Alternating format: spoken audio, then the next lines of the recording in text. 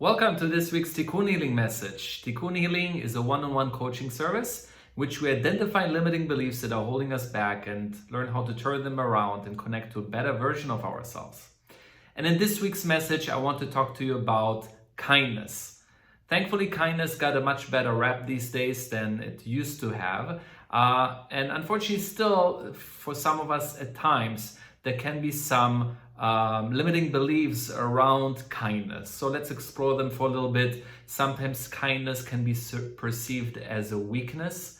Sometimes we're afraid to show kindness because it's a cruel world out there, and if we're too kind, maybe people will take advantage of us.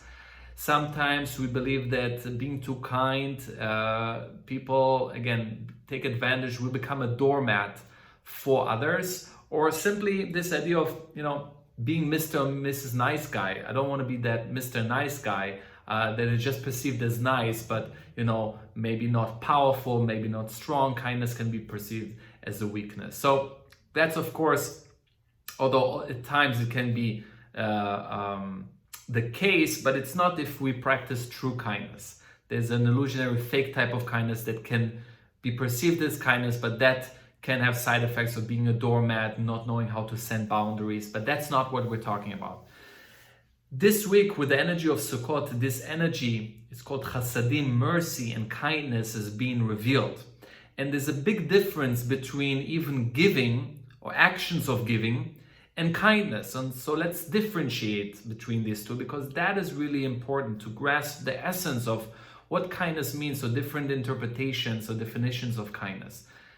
First of all, it is something that is done from all of the heart, and it's something that is felt. So let me give you an example. Did it ever happen to you?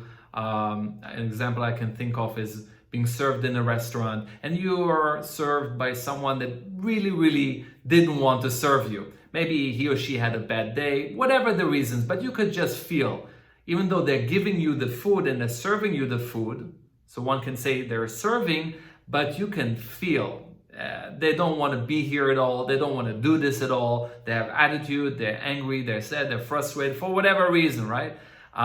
So that is serving without kindness necessarily, right? So it's possible to give. It's possible to help someone, let's put it this way, without being kind. That's very possible.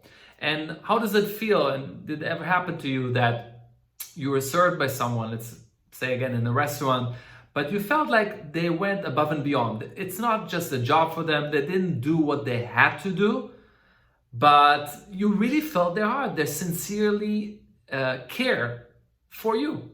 It's beyond like serving food for you. You can feel their heart and you can feel their care. That's the chasadim, that's the mercy, that's the kindness that we want to awaken, especially this week, that helps us to awaken it for the whole year. To find these moments, how can I, in the actions of sharing that I already do, let's start with those. How can I invest more kindness into it? How can I involve more of my heart into the actions of kindness that I already do? And the second thing, it involves, and Karen Berg, my teacher, used to talk about it a lot, especially in certain years. Karen used to call it becoming a force of kindness.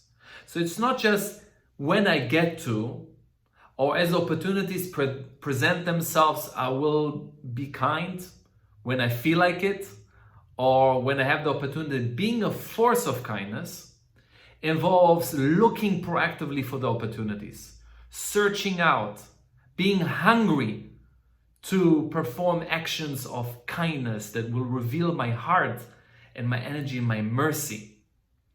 So that's something that we can look into this week, and the affirmations that we can use, or I like to start to call them healing sentences, is I'm a force of kindness. Kindness is my strength. I give from the heart and I give freely. Have a wonderful week, everybody.